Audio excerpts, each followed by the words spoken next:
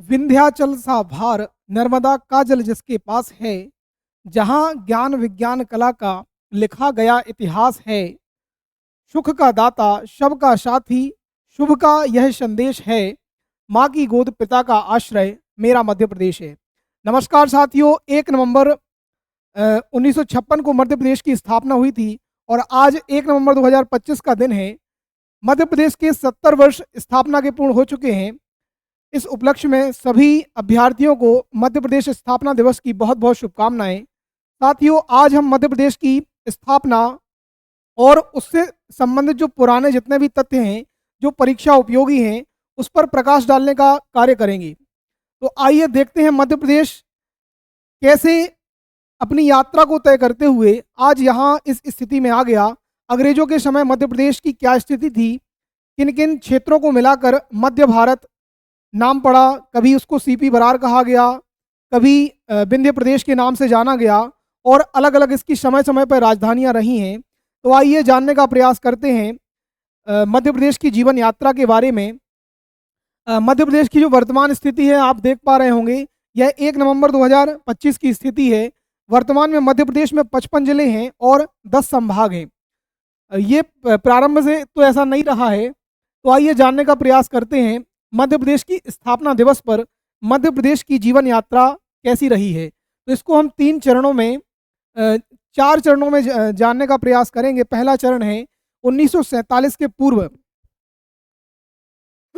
आज़ादी के पहले का मध्य प्रदेश। आज़ादी के पहले जब यहाँ पर देशी रियासतों का शासन था, अंग्रेजों का शासन था, तब मध्य प्रदेश की क्या स्थिति थी। और उसके बाद जब हमारा देश आज़ाद हुआ, तब जो है पूरे भारत को 4 भागों में बांटकर देखा गया। अलग अलग भाग थे।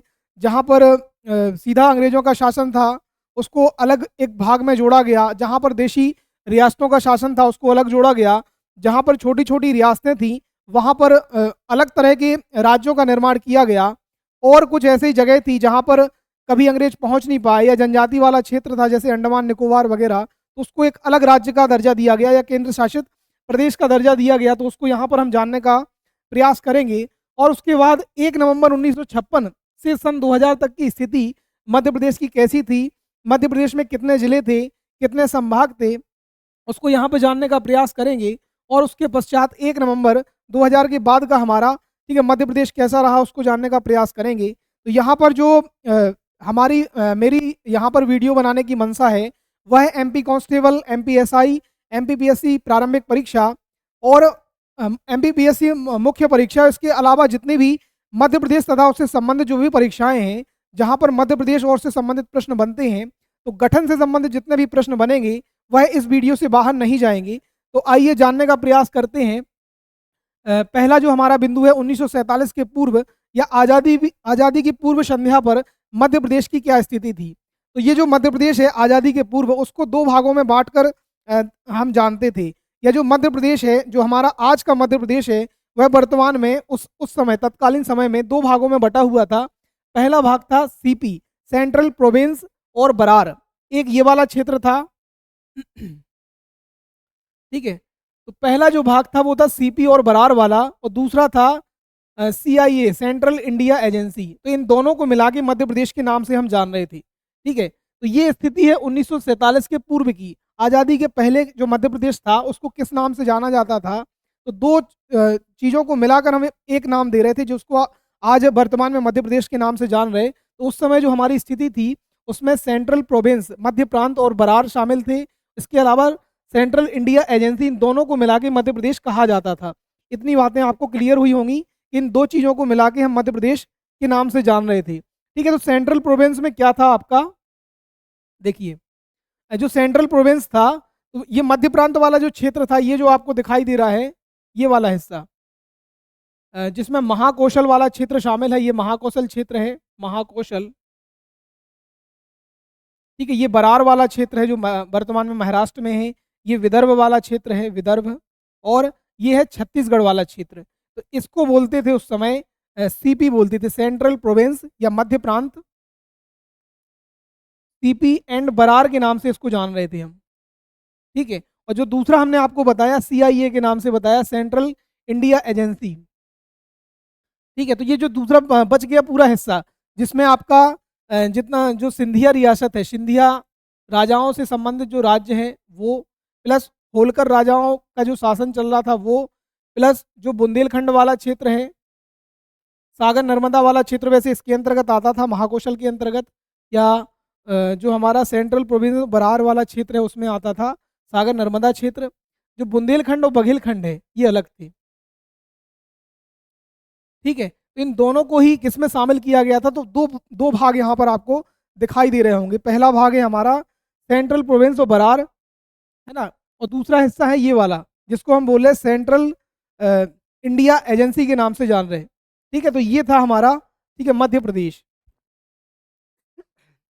अब देखिए दोनों जगह अलग अलग स्थितियां हैं। ये वाला जो क्षेत्र है हमारा, ये जो हमने आपको अभी बताया, ये वाला जो क्षेत्र है, इस वाले क्षेत्र पर अंग्रेजों का प्रत्यक्ष नियंत्रण था।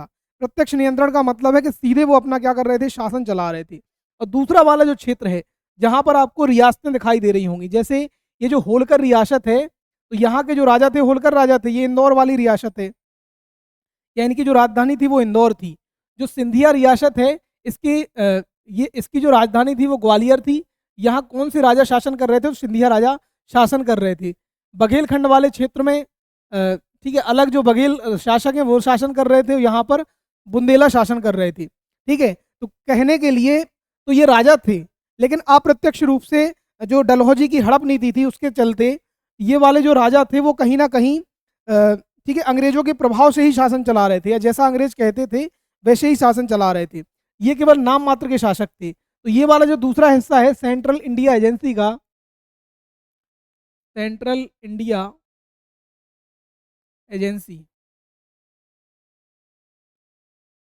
ये वाला जो हिस्सा है यहाँ पर प्रत्यक्ष रूप से तो नहीं लेकिन अप्रत्यक्ष रूप से जो है अंग्रेज शासन चला रहे थे, है ना। अप्रत्यक्ष रूप से किसका शासन था, यहाँ पर अंग्रेजों का शासन था। और यहाँ पर जो सेंट्रल प्रोविंस वाला क्षेत्र है ये वाला, इसमें जो शासन का संचालन हो रहा था वो प्रत्यक्ष रूप से हो रहा था अंग्रेजों के द्वारा। ठीक है, तो ऐसे दो भागों में बांट के हम देख सकते हैं यहाँ पर कौन से लोग शासन कर रहे हैं। तो अप्रत्यक्ष रूप से तो अंग्रेज कर रहे हैं, लेकिन जो मुखौटा शासक बैठे हैं, है ना, ये जो शासक है या जो राजा हैं, जो देशी राजा हैं, हमारे जो देशी रियासतें हैं ये वाली, ठीक है, तो देशी रियासत है ना ये वाले क्षेत्र में होलकर शासन कर रहे हैं, ये वाले क्षेत्र में सिंधिया शासन कर रहे हैं, यहाँ पर बुंदेला शासन कर रहे हैं, इस वाले क्षेत्र में बघेल राजा जो है शासन कर रहे हैं।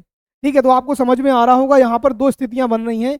पहली स्थिति है प्रत्यक्ष शासन जो अंग्रेजों के द्वारा चलाया जा रहा है, दूसरा है अप्रत्यक्ष शासन जो अंग्रेजों के द्वारा तो चलाया जा रहा है लेकिन यहाँ पर मुखौटा शासक है। ठीक है, नाम मात्र के शासक बैठे हैं, यहाँ जैसे होलकर हैं, यहाँ पर जो मालवा वाला क्षेत्र है यहाँ पर बैठे हैं होलकर, जो ऊपर उत्तरी मध्य प्रदेश वाला क्षेत्र है यहाँ पर सिंधिया शासन चला रहे हैं, जो बुंदेलखंड वाला क्षेत्र है वहाँ पर बुंदेला शासक शासन चला रहे हैं जो छत्रसाल के वंशज हैं।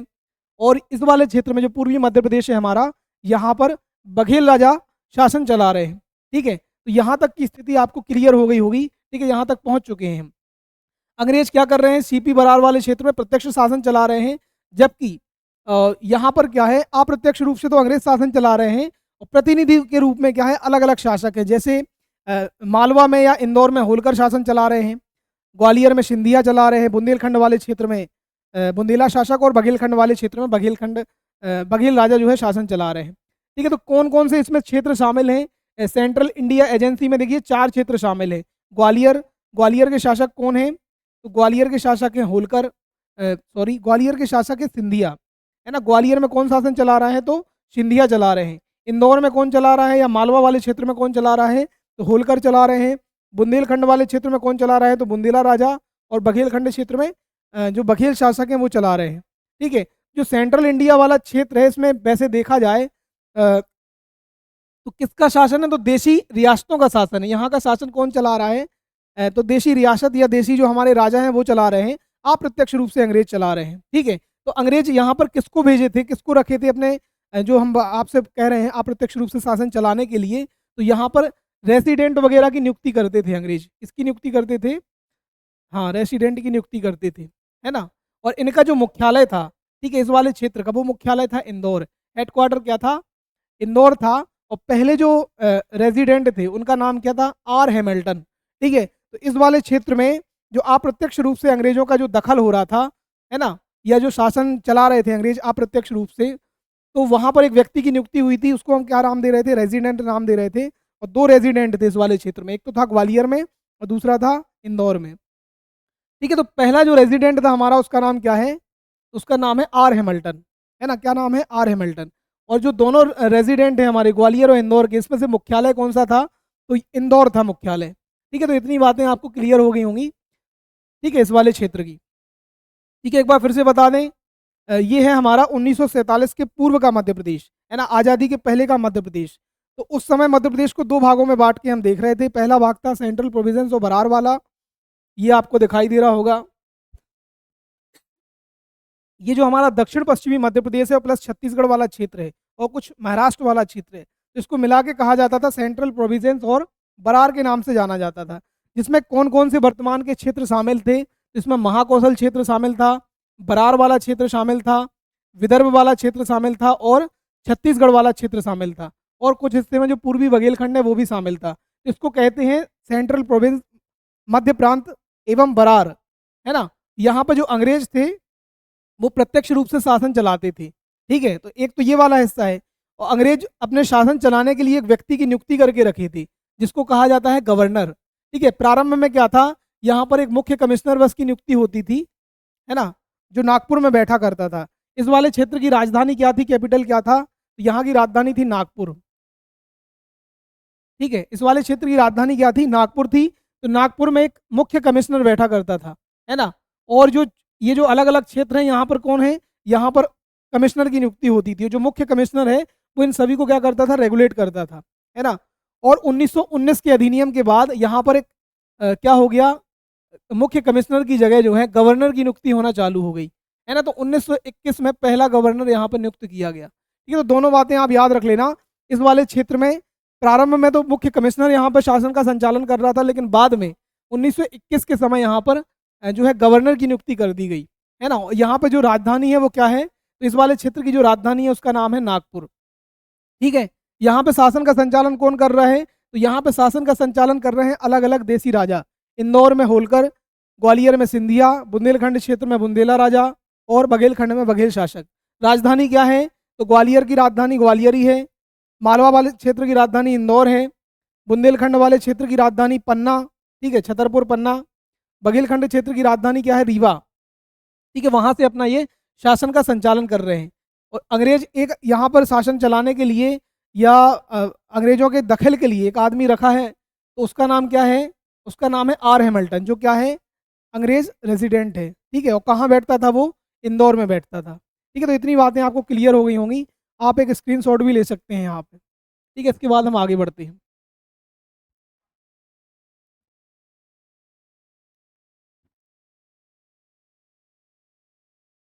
ठीक है, तो ये तो स्थिति हो गई आपकी कब की? ये स्थिति हो गई आपकी 1947 के पूर्व का मध्य प्रदेश, है ना? ये वाला जो क्षेत्र आपको दिखाई दिया, ये 1947 के पूर्व का मध्य प्रदेश।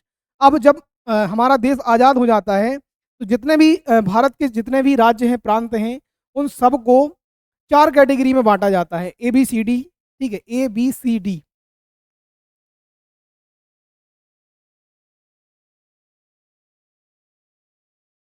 ठीक है, जो पूरा भारत है उसको 4 भागों में बाँटा गया है। Part A, part B, part C, part D. Part A में कौन-सा क्षेत्र शामिल है? पार्ट ए में उन उन प्रांतों को शामिल किया गया है जहाँ पर अंग्रेज़ों का प्रत्यक्ष शासन था। ठीक है, जहाँ पर अंग्रेज़ सीधा-सीधा शासन कर रहे थे। पार्ट बी में किसको शामिल किया गया है? पार्ट बी में शामिल किया गया था बड़ी-बड़ी रियासतों को, बड़ी रियासतों को, बड़ी एवं मध्यम रियासतों को। ठीक है, तो यहाँ पे जो शासन का संचालन हो रहा था वो देसी राजाओं के द्वारा हो रहा था। ठीक है, या देसी रियासतों के द्वारा। ये वाले क्षेत्र में क्या था? ठीक है, तो देसी रियासत या देसी जो राजा हैं उनके द्वारा शासन का संचालन हो रहा था। उस उन सभी प्रांतों को हमने या उन सभी रियासतों को पार्ट हमने बी में रखा। 562 रियासतें थी, आपको पता ही होगा। और पार्ट सी में किसको शामिल किया गया था? पार्ट सी में थी छोटी-छोटी रियासतें। ठीक है, जितनी भी छोटी रियासत हैं उनको शामिल किया गया था इस वाले क्षेत्र में। और पार्ट डी में ऐसा क्षेत्र शामिल था जहाँ पर ना तो अंग्रेज थे और ना ही देशी शासक थे। जनजाति लोग रहते थे। जैसे ये वाला जो क्षेत्र है पार्ट डी वाला, इसमें केवल अंडमान एवं निकोबार को शामिल किया गया था। ठीक है, अंडमान और निकोबार।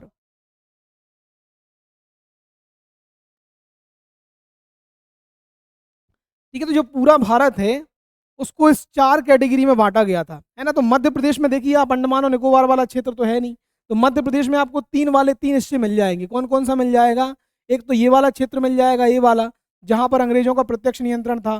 कौन-सा क्षेत्र था जहाँ पर प्रत्यक्ष नियंत्रण था? तो उसका नाम था सीपी एंड बरार। ठीक है, इस वाले क्षेत्र पर अंग्रेज़ों का डायरेक्ट नियंत्रण था। दूसरा पार्ट बी भी मध्य प्रदेश में मिल जाएगा। क्यों मिल जाएगा? क्योंकि मध्य प्रदेश में भी क्या है? देशी राजा एवं रियासत हैं, जहाँ पर अंग्रेज़ों का शासन अप्रत्यक्ष रूप से है, लेकिन वहाँ पे भी राजा है। तो यहाँ पर कौन-कौन सी बड़ी-बड़ी रियासतें शामिल हो जाएँगी? तो यहाँ मिल जाएगी आपको होलकर रियासत, होलकर, ठीक है? दूसरी मिल जाएगी सिंधिया रियासत, ठीक है? ये बड़ी-बड़ी रियासतें हैं, ठीक है? तो ये पार्ट बी वाला क्षेत्र भी मिल जाएगा। पार्ट सी में क्या मिल जाएगा आपको? पार्ट सी में मिल जाएगा आपको बघेलखंड वाला क्षेत्र, बघेलखंड और बुंदेलखंड वाला क्षेत्र। तो यहाँ की जो छोटी-छोटी रियासत थी, पन्ना रियासत, ठीक है? बिजावर रियासत, ओरछा रियासत, ठीक है? ऐसी बहुत सारी रियासत है, बुंदेलखंड और बघेलखंड। ठीक है? तो इन सभी को जोड़ के रख दिया गया पार्ट सी में। ठीक है? प्रारंभ में जो बुंदेलखंड और बघेलखंड, ये जो विंध्य प्रदेश वाला क्षेत्र आएगा, इसको पार्ट बी में रखा जाएगा। इन दोनों को मिला के क्या कहेंगे? इनको मिला के कहेंगे विंध्य प्रदेश, है ना? तो इसको प्रारंभ में तो कहाँ रखा जाता है? पार्ट बी में, लेकिन बाद में इसको पार्ट सी में रख दिया जाता है और यहीं पे आ जाएगा हमारा भोपाल आ जाएगा। ठीक है? भोपाल। ठीक है? भोपाल तो पहले कहीं मिल ही नहीं रहा था, है ना?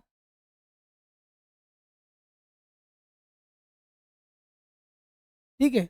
तो इतना है, इतना बटा हुआ है पूरा। ठीक है, ये वाला क्षेत्र जो मध्य प्रदेश में नहीं होगा, है ना? पार्ट डी वाला कहाँ पर होगा? ये तो भारत में है, अंडमान निकोबार का है ही नहीं हमारे यहाँ। ठीक है, चलिए। ठीक है, तो यहाँ तक हम पहुँच गए हैं। एक बार फिर से बता दें आपको।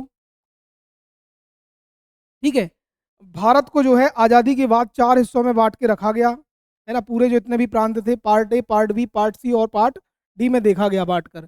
पार्ट डी में वो वाला क्षेत्र शामिल था जहाँ पर अंग्रेज प्रत्यक्ष रूप से शासन कर रहे थे। तो मध्य प्रदेश का कौन सा हिस्सा था जहाँ पर प्रत्यक्ष रूप से अंग्रेज शासन कर रहे थे? तो सीपी एंड बरार वाला क्षेत्र। सीपी और बरार वाले क्षेत्र में क्या-क्या शामिल है? तो यहाँ पर बरार शामिल है, विदर्भ शामिल है, महाकौशल शामिल है, ठीक है? पूर्वी जो बघेलखंड वाला क्षेत्र है, कुछ हिस्सा वो शामिल है। इसके अलावा दंडकारण्य वाला क्षेत्र शामिल है और वर्तमान का जो छत्तीसगढ़ वाला क्षेत्र है वो शामिल है। तो ये वाला जितना हिस्सा है उसमें ये शामिल है। पार्ट बी की बात करें तो पार्ट बी में जो बड़ी-बड़ी रियासतें हैं, जैसे जहाँ पर जो देशी राजा हैं वो शासन कर रहे थे, उस वाले क्षेत्र को शामिल किया गया था। तो कौन-कौन से बड़े राजा थे या बड़ी रियासतें थी हमारे यहाँ? तो होलकर रियासत है, सिंधिया रियासत जैसी बड़ी रियासतें थी, उनको पार्ट बी में रखा गया था। पार्ट सी में कौन सी रियासतें शामिल थी? जो छोटे-छोटे राजा थे, छोटी-छोटी रियासतें थी, उनको पार्ट सी में रखा गया था। तो मध्य प्रदेश में ऐसे कौन-कौन सी रियासतें थी? तो बुंदेलखंड, बघेलखंड वाले क्षेत्र वाली रियासतें थी और इसके अलावा भोपाल भी एक छोटी-सी रियासत थी। तो इनको सभी को कहाँ रखा गया था? पार्ट सी में रखा गया था। ठीक है? बुंदेलखंड और बघेलखंड दोनों को मिला के कहेंगे विंध्य प्रदेश, है ना? और विंध्य प्रदेश को प्रारंभ में कहाँ रखा गया था? पार्ट बी में और बाद में पार्ट सी में रख दिया गया था। पार्ट डी हमारे यहाँ पे है नहीं। इसमें उन सभी राज्यों को शामिल किया गया था, उन क्षेत्रों को शामिल किया गया था, जहाँ पर ना तो अंग्रेज प्रत्यक्ष रूप से शासन कर पाए हों और ना ही कोई बड़ा राजा या कोई देशी राजा यहाँ पर शासन कर पाया हो। तो ये मुख्यतः जनजाति बाहुल्य क्षेत्र था या जनजातियों के द्वारा शासित प्रदेश था। ठीक है? तो इतनी बातें आपको समझ में आ गई होंगी।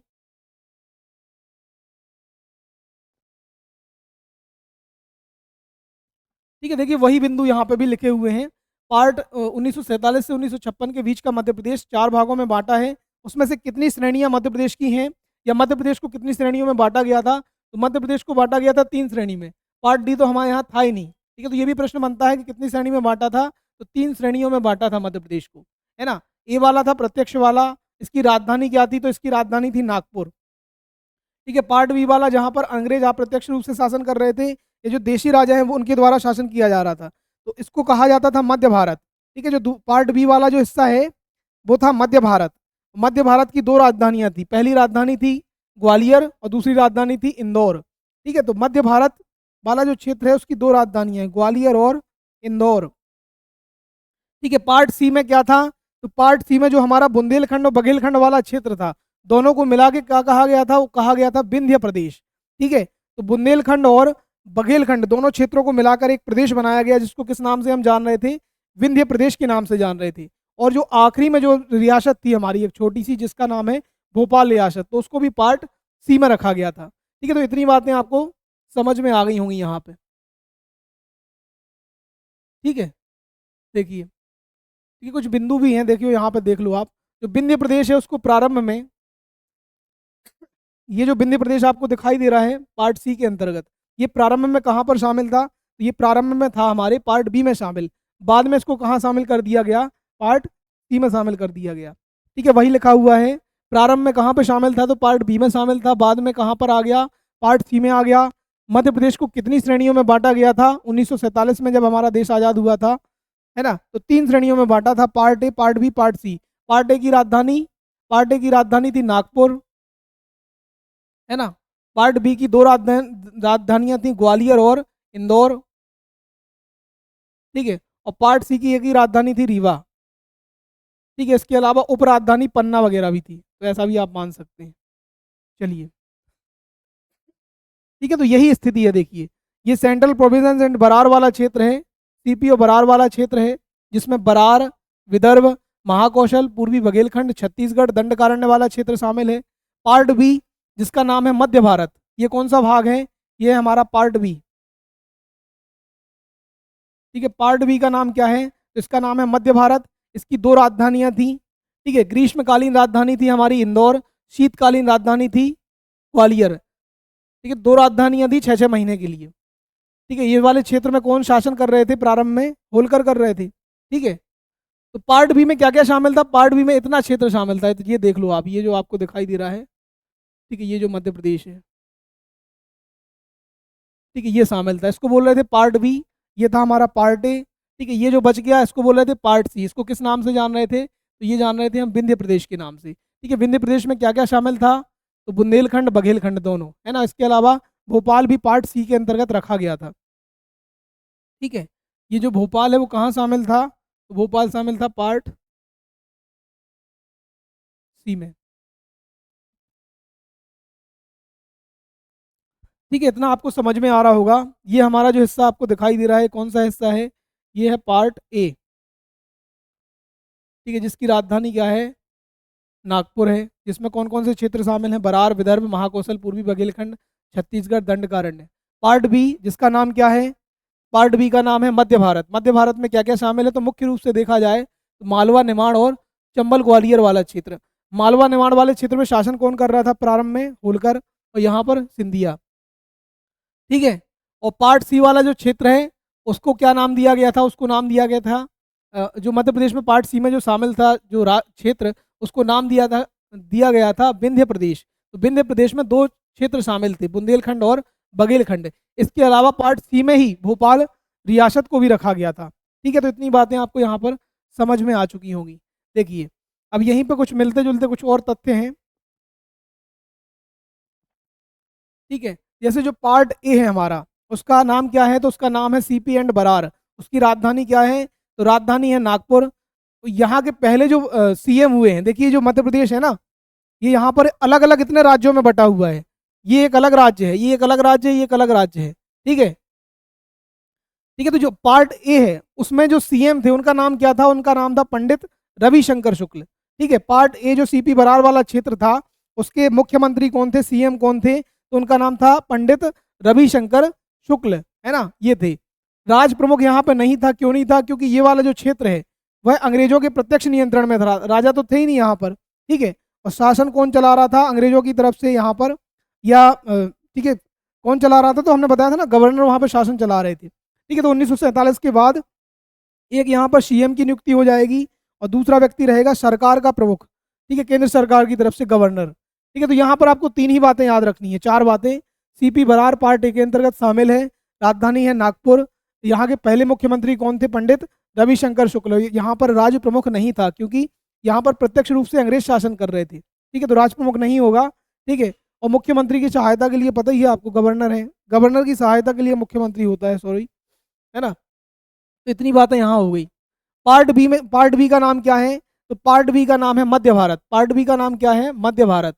ठीक है, मध्य भारत की 2 राजधानियां हैं, एक है ग्वालियर, ठीक है, दूसरी है इंदौर। ग्वालियर है शीतकालीन राजधानी, 6 महीने के लिए ग्वालियर, ठीक है, 6 महीने के लिए ग्वालियर और 6 महीने के लिए इंदौर राजधानी। तो जो ग्वालियर है हमारी वो शीतकालीन राजधानी है, जबकि इंदौर ग्रीष्मकालीन राजधानी है। इस वाले क्षेत्र के जो सीएम थे मध्य भारत के, उनका नाम क्या था? तो उनका नाम था पंडित लीलाधर जोशी।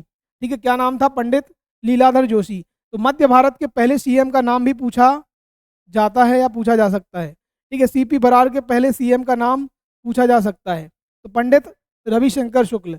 मध्य भारत के पहले सीएम पंडित लीलाधर जोशी। ठीक है, और यहाँ पर क्या है, राज प्रमुख नियुक्त होंगे। ठीक है, क्योंकि ये वाला जो क्षेत्र है, ठीक है, उसमें राजा थे ना, तो राजा, यहाँ पर राजाओं की नियुक्ति होगी। ठीक है, तो 2 राजा नियुक्त होंगे। पहले हैं ग्वालियर के राजा जिनका नाम है जीवाजी राव। तो जो राज प्रमुख है वो कौन है? वो है जीवाजी राव, और उनकी सहायता के लिए या उपराज प्रमुख कौन है? तो वो है यशवंत राव होलकर। ठीक है, तो आपको पता होना चाहिए मध्य भारत वाले क्षेत्र में राज प्रमुख कौन था? तो जीवाजी राव सिंधिया। और उपराज प्रमुख कौन था? उपराज प्रमुख तो वो थे यशवंत राव होलकर। जो किस किस रियासत से आते थे? तो ये आते थे होलकर रियासत से, और जीवाजी राव सिंधिया हैं तो ये आएंगे ग्वालियर रियासत से। ठीक है, तो इतनी बातें आपको यहाँ पर, ठीक है, क्लियर हो गई होंगी। ठीक है, ये तो बिल्कुल अलग था। इसमें बस याद रखना है आपको सीएम कौन है? लीलाधर जोशी। राज प्रमुख कौन है? तो ग्वालियर क्षेत्र से आएंगे जीवाजी राव सिंधिया। और उपराज प्रमुख कौन है यहाँ पर इस वाले क्षेत्र के? तो उनका नाम है यशवंत राव होलकर। ठीक है, आगे बढ़े हम पार्ट सी की तरफ। तो पार्ट सी जो है इसको विंध्य प्रदेश के नाम से जाना जाता है। ठीक है, ये क्या लिखा है? पहला जो बिंदु है वो सब जो पार्ट है उनके नाम लिखे हैं। ठीक है, ये इसका नाम है सीपी बरार, मध्य भारत। इसका नाम क्या है? तो विंध्य प्रदेश। तो विंध्य प्रदेश के नाम से इसको जान रहे थे पार्ट सी को, जिसकी राजधानी क्या थी? जिसकी राजधानी थी रीवा। ठीक है, राजधानी क्या थी? रीवा। मुख्यमंत्री कौन थे? तो यहाँ पर मुख्यमंत्री थे शंभुनाथ शुक्ल। तो पता होना चाहिए पार्ट सी या विंध्य प्रदेश के पहले मुख्यमंत्री का नाम क्या है? तो विंध्य प्रदेश के पहले मुख्यमंत्री का नाम है शंभुनाथ शुक्ल। ठीक है, part A CP of Berar के पहले मुख्यमंत्री का नाम क्या है? तो पंडित रविशंकर शुक्ल। ठीक है, पता होना चाहिए। मध्य भारत के पहले मुख्यमंत्री का नाम क्या है? तो पंडित लीलाधर जोशी। ठीक है, तो तीनों ही मुख्यमंत्री का नाम आपको पता होना चाहिए। पार्ट ए में राज प्रमुख कौन था? तो पार्ट ए में कोई भी राज प्रमुख नहीं था, क्योंकि यहाँ पर प्रत्यक्ष रूप से अंग्रेजों का शासन था। पार्ट बी मध्य भारत वाले क्षेत्र में राज प्रमुख कौन था? तो मध्य भारत वाले क्षेत्र में राज प्रमुख थे जीवाजी राव सिंधिया। और उपराज प्रमुख कौन था? तो उपराज प्रमुख थे हमारे यशवंत राव होलकर। यशवंत राव होलकर जो कि इंदौर रियासत से आते हैं, और जीवाजी राव सिंधिया जो कि ग्वालियर रियासत से आते हैं। ठीक है, ये जो विंध्य प्रदेश है इसमें भी 2 रियासतें थी, जिसमें बुंदेलखंड की छोटी छोटी रियासतें और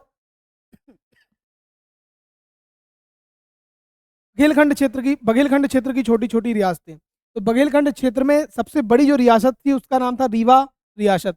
तो रीवा रियासत के राजा थे जिनका नाम था राजा मारतंड सिंह जू देव। है ना, क्या नाम है? राजा मारतंड सिंह जू देव या मारतंड सिंह। है ना, तो ये जो विंध्य प्रदेश है इसके राज प्रमुख कौन थे? तो वो थे मारतंड सिंह जू देव। है ना, मारतंड सिंह याद रख सकते हैं आप। ठीक है, इसके अलावा पार्ट सी में ही हमने आपको बताया था कि भोपाल को भी शामिल किया गया था। ठीक है, तो भोपाल में एक राजा थे, उनको राज प्रमुख बनाएंगे हम। तो कौन थे उस समय राजा? तो उनका नाम है मोहम्मद हमीदुल्ला। सॉरी, मोहम्मद हमीदुल्ला क्या थे? इस समय यहाँ भोपाल रियासत के राजा थे। और यहाँ पर मुख्यमंत्री कौन था भोपाल में? तो मुख्यमंत्री बनाया गया था पंडित शंकर दयाल शर्मा को। ठीक है, तो इतनी बातें आपको पता होना चाहिए।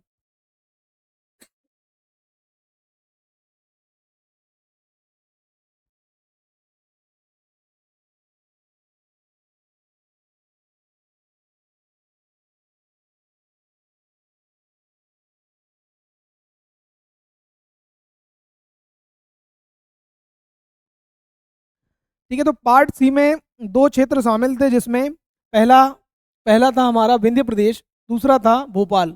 विंध्य प्रदेश की राजधानी थी रीवा। विंध्य प्रदेश के जो मुख्यमंत्री थे उनका नाम था विंध्य प्रदेश के जो मुख्यमंत्री थे उनका नाम था शंभुनाथ शुक्ल। और यहाँ के राज प्रमुख थे जिनका नाम था राजा मारतंड सिंह जूदेव। इसके अलावा भोपाल रियासत भी पार्ट सी के अंतर्गत शामिल थी। ठीक है, भोपाल रियासत के मुख्यमंत्री का नाम है पंडित शंकर दयाल शर्मा, जो कि आगे चल के भारत के राष्ट्रपति भी बने हैं। मध्य प्रदेश के पहले ठीक है, मध्य प्रदेश के ऐसे पहले व्यक्ति हैं जो भारत के राष्ट्रपति बने हैं, कौन? तो पंडित शंकर दयाल शर्मा। और उसके अलावा यहाँ के राज प्रमुख कौन थे? तो मोहम्मद हमीदुल्लाह। ठीक है, मोहम्मद हमीदुल्लाह कौन थे? तो भोपाल रियासत के राज प्रमुख थे। ठीक है, तो ये जो स्थिति थी ये थी 1 नवंबर 1947 से, मतलब भारत की आज़ादी के बाद वाली स्थिति थी। ठीक है, उसके बाद क्या हुआ, अलग-अलग राज्यों में भाषा भाषा के आधार पर राज्यों की गठन होना चाहिए, इसको लेकर अलग-अलग जगह पर आंदोलन होना चालू हो गए। उसी क्रम में जो भाषा के आधार पर राज्यों की गठन की जो बात चल रही थी, उसके लिए एक बहुत खतरनाक आंदोलन हुआ, कहाँ पर? आंध्र प्रदेश में। ठीक है, जिसमें एक व्यक्ति जो हैं बहुत ही चर्चित नेता जिनका नाम है पोट्टी श्री रामुलु, इनका क्या हो जाता है? निधन हो जाता है। ये जो पोट्टी श्री रामुलु हैं, ये 56 दिन के आमरण अनशन पर बैठते हैं और इनकी इसी अनशन के दौरान मृत्यु हो जाती है। और मृत्यु होने के बाद ये जो ठीक है, अहिंसात्मक जो आंदोलन चल रहा था वह हिंसा का रूप ले लेता है। और इनकी मृत्यु के पश्चात सरकार के ऊपर, ठीक है, ये प्रेशर बन जाता है कि अब उनको जो है भाषा के आधार पर राज्यों का गठन करना चाहिए। ठीक है, तो इनका नाम जरूर याद रखना आप। भाषा के आधार पर राज्यों के गठन की जो मांग है उसको लेकर एक व्यक्ति है, नेता है, जिनकी मृत्यु हो गई थी, पोट्टी श्री रामुलु। इनका निधन हो जाता है। ये कहाँ के नेता हैं? तो ये आंध्र प्रदेश के नेता हैं। ठीक है, 56 दिन के आमरण अनशन पर बैठते हैं। 15 दिसंबर 1952 को इनकी मृत्यु हो जाती है। और उसके पश्चात जो आंदोलन चल रहा था वो हिंसा का स्वरूप धारण कर लेता है, जिसके पश्चात सरकार के ऊपर दबाव आता है ना? और सरकार क्या करती है? राज्य पुनर्गठन आयोग, एक आयोग की नियुक्ति करती है कि राज्यों का क्या होना चाहिए? दोबारा से पुनर्गठन होना चाहिए। और किस आधार पर होना चाहिए? तो वो होना चाहिए भाषा के आधार पर। ठीक है, तो भाषा के आधार पर राज्यों के गठन की मांग जो चल रही थी उसी को नज़र में रखते हुए एक राज्य पुनर्गठन आयोग की नियुक्ति की जाती है सरकार के द्वारा 22 दिसंबर 1953 को, जिसके अध्यक्ष बनाए जाते हैं फजल अली, है ना? तो ये बातें और आपको साथ में ही पता होना चाहिए। ठीक है, राज्य पुनर्गठन आयोग, इसकी स्थापना कब होती है? तो राज्य पुनर्गठन आयोग की जो है स्थापना होती है 22 दिसंबर 1953 में। ठीक है, कब होती है? 22 दिसंबर। यहाँ पर जितने भी देखिए फैक्ट लिखे हैं, हर फैक्ट अपने आप में एक क्वेश्चन है और कई बार परीक्षा में पूछा गया होगा। राज्य पुनर्गठन आयोग की स्थापना कब होती है? 22 दिसंबर 1953 को होती है। इसके अध्यक्ष किसको बनाया गया? तो अध्यक्ष बनाए गए थे फजल अली को। इस आयोग की जो संरचना है, इसमें 3 लोग थे। ठीक है, आयोग की संरचना, ठीक है, संरचना में क्या है? 3 लोग शामिल थे, जिसमें एक अध्यक्ष था और 2 अन्य सदस्य थे। अध्यक्ष कौन थे? तो अध्यक्ष थे हमारे फजल अली साहब। और सदस्य कौन थे? तो 2 सदस्य थे। पहले सदस्य का नाम है के.एम. पणिक्कर, ये नाम सुना होगा आपने के.एम. पणिक्कर का। और दूसरे व्यक्ति हैं हृदय नाथ कुंजरू। ठीक है, तो इनका भी नाम सुना होगा। तो ये भी प्रश्न बन सकता है कि राज्य पुनर्गठन आयोग की जब स्थापना हुई तो इनमें से कौन सा सदस्य उसमें शामिल नहीं था, या उसकी संरचना में कितने लोग थे, ये भी पूछा जा सकता है। तो याद रखना, एक अध्यक्ष है और ठीक है 2 सदस्य शामिल थे। ये कब अपनी रिपोर्ट देते हैं? तो ये रिपोर्ट देते हैं अपनी 1955 में। और जो राज्यों का गठन होता है वो 56 में जो है गठन होना चालू हो जाता है। ठीक है, तो इतनी बातें आपको पता होना चाहिए। ये जो गठन इन्हें रिपोर्ट दी थी, रिपोर्ट में क्या बातें थी? तो इन्हें सुझाव दिया था कि कितने राज्यों का गठन होना चाहिए, तो इनके हिसाब से 16 राज्यों का गठन होना चाहिए था और 3 केंद्र शासित प्रदेशों का गठन होना चाहिए था। ठीक है, फजल अली साहब ने जो रिपोर्ट प्रस्तुत की थी सरकार के समक्ष, सरकार के सामने, तो उसमें ये बातें कही गई थी कि 16 राज्यों का गठन होना चाहिए और 3 केंद्र शासित प्रदेशों का गठन होना चाहिए। लेकिन सरकार ने जो है कितने राज्यों का गठन किया? सरकार ने 14 राज्य और 6 केंद्र शासित प्रदेशों का गठन किया। संविधान में 7वां संशोधन हुआ 1956 में और कितने राज्य अस्तित्व में आ गए? 14 राज्य और 6 केंद्र शासित प्रदेश अस्तित्व में आए। ठीक है, उसी क्रम में हमारा मध्य प्रदेश 1 नवंबर 1956 को मध्य प्रदेश भी अस्तित्व में आया। अभी जो आपको ABC जो पार्ट दिखाई दे रहे थे उन सभी को समेटते हुए एक राज्य बनाया गया जिसका नाम है मध्य प्रदेश। ठीक है, तो ये जो राज्य हैं, ये जितने भी राज्य उस समय बनाए गए सभी भाषा के आधार पर गठित हुए। लेकिन इनने एक सुझाव दिया था कि एक भाषा एक राज्य नहीं होना चाहिए, है ना? एक राज्य में एक से अधिक भाषा हो सकती है, लेकिन प्रशासनिक जो है ठीक है, मतलब प्रशासन को जो है दिक्कत नहीं आनी चाहिए, है ना? तो उस तरह की कुछ चीज़ें होना चाहिए। राज्यों का गठन तो भाषा के आधार पर होगा, लेकिन एक भाषा एक राज्य नहीं होगा। अगर एक भाषा एक राज्य होता तो बहुत सारे राज्य हो जाते और उससे जो है भारत की एकता तथा अखंडता पर खतरा होता। ठीक है, हम अभी अभी देखिए हाल ही में तो आज़ाद हुए हैं, अभी 10 साल भी नहीं हुए, है ना? और जो है आंदोलन वगैरह होना चालू हो गए। ठीक है, तो इनने जो सुझाव दिया था, इनने बताया था कि 16 राज्य और 3 केंद्र शासित प्रदेशों का गठन होना चाहिए, लेकिन सरकार ने 14 राज्य और 6 केंद्र शासित प्रदेश बनाए, संविधान में 7वां संशोधन किया और इसी क्रम में हमारा जो मध्य प्रदेश है वो अस्तित्व में आया। ठीक है, भाषा के आधार पर गठित होने वाला जो पहला राज्य है, प्रथम राज्य है, उसका नाम है आंध्र प्रदेश। ठीक है, तो ये भी आपको पता होना चाहिए, आंध्रा या आंध्र प्रदेश जो है भाषा के आधार पर गठित होने वाला राज्य है। और मध्य प्रदेश जो है, मध्य प्रदेश भी भाषा के आधार पर गठित होने वाला राज्य है। मध्य प्रदेश में किस भाषा को आधार बनाया गया? तो मध्य प्रदेश में बनाया गया हिंदी भाषा को आधार। ठीक है, हिंदी भाषी जितने भी क्षेत्र थे उसको आपस में समेट लिया गया। एबीसी जो पार्ट थे, मराठी भाषी जो जिले थे वह महाराष्ट्र को दे दिए गए। गुजरात वाला क्षेत्र ठीक है, जो भोजपुरी वगैरह या छत्तीसगढ़ी वाला क्षेत्र है उसको समेट लिया गया। ठीक है, तो मध्य प्रदेश में जो मुख्य रूप से हिंदी तथा उससे मिलती जुलती भाषा वाला क्षेत्र है उसको समेटा गया। ठीक है, मराठी जो है उसको महाराष्ट्र को दे दिया गया। ठीक है, कौन सा अधिनियम है? तो वही राज्य पुनर्गठन अधिनियम है 1956 का। राज्य पुनर्गठन अधिनियम अधिनियम ठीक है, 1956 के तहत ठीक है मध्य प्रदेश का गठन होता है 1 नवंबर ठीक है 1956 को। ठीक है, तो ये है हमारा मध्य प्रदेश 1 नवंबर 1956 को जो है अस्तित्व में आता है। ठीक है, इसके बाद की जो कहानी है उसको हम जानने का प्रयास करेंगे। 1 नवंबर 1956 से लेकर सन 2000 तक की स्थिति में देखिए क्या-क्या चीज़ें घटित होती हैं, देखने को मिलती हैं।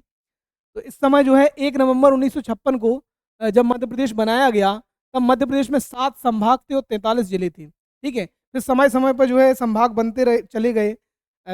भोपाल जिले भी बनते चले गए और संभाग भी बनते चले गए। है ना? उसी क्रम में जो मध्य प्रदेश की राजधानी है, क्या थी उस समय? तो जो फजल अली हैं, फजल अली ने सुझाव दिया था, ठीक है? फजल अली साहब ने सुझाव दिया था जबलपुर को राजधानी बनाने का। क्योंकि इस वाले क्षेत्र के हिसाब से आप देखेंगे, तो बीच में जो क्षेत्र दिखाई दे रहा है या उस समय का जो सबसे ज़्यादा ठीक है, जो क्रांतिकारियों का जो क्षेत्र था या जहाँ पे ठीक है राष्ट्रवाद की जो ज्योति है जल रही थी या प्रेरणा जहाँ से मिल रही थी, तो वो महाकौशल वाला क्षेत्र था। ठीक है, और नागपुर से लगा हुआ क्षेत्र था। तो इनके हिसाब से इन्होंने जो सुझाव दिया था, जबलपुर को राजधानी बनाने का सुझाव दिया गया था। ठीक है, लेकिन जो भोपाल है वह आज़ाद होना चाह रहा था, किसी भी रियासत या भारत में मिलना नहीं चाह रहा था। ठीक है, तो उनसे कुछ बातचीत होती है पंडित जवाहरलाल नेहरू की और उनके सुझाव पर बाद में जो है भोपाल को ठीक है मध्य प्रदेश की राजधानी बना दिया जाता है। ठीक है, तो यहाँ पे आपको एक ही चीज़ पता ये भी पता होना चाहिए कि पहले किसको बना रहे थे राजधानी, तो जबलपुर को जो है फजल अली ने राजधानी बनाने का सुझाव भी दिया था, लेकिन बाद में भोपाल को राजधानी बना दिया गया। इस समय मध्य प्रदेश में कितने संभाग थे? तो 7 संभाग और 43 जिले थे। ठीक है, अब है 1 नवंबर सन 2000 की स्थिति। 1 नवंबर सन 2000 को आपको पता है, ठीक है, ये वाला जो क्षेत्र था पहले मध्य प्रदेश में मिला हुआ था, जिसको नाम छत्तीसगढ़ है। ठीक है, ये वाला जो राज्य है, ठीक है, मध्य प्रदेश में मिला था। उसके बाद 1 नवंबर को क्या होता है, ये वाला जो क्षेत्र है उसको एक अलग राज्य बना दिया जाता है भाषा के ही आधार पर। छत्तीसगढ़ जो है छत्तीसगढ़ी भाषा बोलने वाली संस्कृति और उनकी भाषा के आधार पर एक अलग ही राज्य की जो है गठन कर दिया जाता है। तो 1 नवंबर सन 2000 को मध्य प्रदेश में कितने जिले हो जाते हैं? तो 45 जिले और 9 संभाग हो जाते हैं। हमने छत्तीसगढ़ को 16 जिले और 3 संभाग दे दिए। ठीक है, 16 जिले और 3 संभाग दे दिए और मध्य प्रदेश के पास क्या बचा? तो मध्य प्रदेश के पास बचे 45 जिले और 9 संभाग।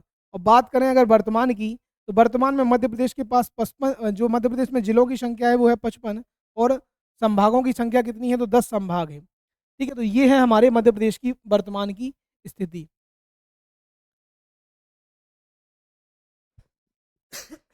ठीक है, अभी वर्तमान में जो है मध्य प्रदेश का ये स्वरूप जो आपको दिखाई दे रहा है 1 नवंबर 2025 का है। और समय-समय पर जो है राज्य के नए-नए राज्यों के गठन की जो है माँग होती रहती है। ठीक है, तो वो भी एक अलग कहानी है, उसको हम कभी जब पॉलिटी वगैरह देखेंगे तो उसमें जानने का प्रयास करेंगे कि छोटे राज्यों का बनने के क्या फ़ायदे हैं, क्या नुकसान हैं। ठीक है, अभी के लिए आप इतना याद रखो वर्तमान में क्या स्थिति है मध्य प्रदेश की, तो 55 जिले हैं और 10 संभाग हैं। ठीक है, छत्तीसगढ़ कब अलग हुआ था? तो 1 नवंबर 2000 को हुआ था। उस समय मध्य प्रदेश में कितने जिले थे? तो 45 जिले और 9 संभाग थे, 9 संभाग। ठीक है। अब ये कुछ मध्य प्रदेश की उपमाएं हैं, तो उनको भी आप देख लीजिए। मध्य प्रदेश को अन्य किन किन नामों से जाना जाता है? देखिए, मध्य प्रदेश जो है, इसको हृदय प्रदेश के नाम से भी जानते हैं हम। ठीक है। हृदय प्रदेश क्यों बोलते हैं? तो भारत के बीचों बीच होने के कारण। ठीक है। और हृदय में होती हैं बहुत सारी भावनाएं, संवेदनाएं, फीलिंग्स। तो यहाँ पर हर तरह की संस्कृति और उससे जुड़े हुए लोगों की भावनाएं देखने को मिलेगी।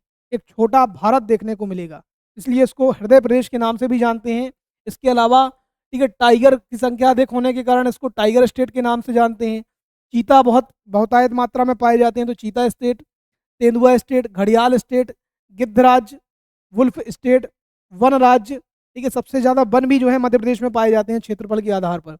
तेंदुपत्ता, पूरे भारत का लगभग 60% तेंदुपत्ता, ठीक है, मध्य प्रदेश जो है पैदा करता है। ठीक है। तो तेंदुपत्ता राज्य भी बोलते हैं, नदियों का मायका। ठीक है। लगभग 400 नदियों का जो है मध्य प्रदेश से उद्गम होता है, तो इसको नदियों का मायका भी कहते हैं। जनजाति राज्य, ठीक है, कुल आबादी का लगभग 21%, ठीक है, लगभग 1.5 करोड़ लोग जो हैं जनजाति हैं, इसलिए इसको जनजाति राज्य भी कहते हैं। सोयाबीन का उत्पादन करने में अग्रणी है, तो सोया राज्य। ठीक है। तांबे के उत्पादन में अग्रणी प्रथम स्थान, मैग्नीज में भी प्रथम स्थान। हीरा उत्पादन में एकमात्र राज्य जो हीरा का उत्पादन करता है। इसके अलावा राष्ट्रीय उद्यानों का राज्य भी इसको कहते हैं। ठीक है। तो ये थे मध्य प्रदेश से संबंधित महत्वपूर्ण जो पहलू थे या बिंदु थे, उनको हमने देख लिया। ठीक है। तो यहाँ पर जुड़ने के लिए सभी का बहुत बहुत आभार, और आशा है कि आपको ये सेशन पसंद आया होगा। तो मध्य प्रदेश की एक बार फिर से मध्य प्रदेश स्थापना दिवस की सभी को बहुत बहुत शुभकामनाएं। अपनी पढ़ाई को एक बेहतर और रणनीतिक तौर पर उसको मजबूत करने के लिए संभवी आईएएस से जुड़े रहिए। वीडियो को शेयर कीजिए, चैनल को सब्सक्राइब कीजिए। जय हिंद, जय भारत।